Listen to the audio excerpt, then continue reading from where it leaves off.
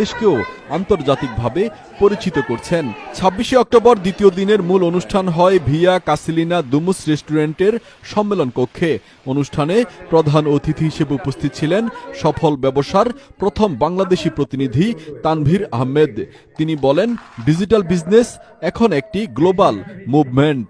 প্রবাসীরা চাইলে প্রযুক্তির সাহায্যে নিজেদের আর্থিক ও সামাজিক অবস্থানকে শক্তিশালী করতে পারেন। এখন আমাদের প্রায় ২,০০০-এর মতো বাংলাদেশি ওয়ার্ল্ড ওয়াইড করতেছে।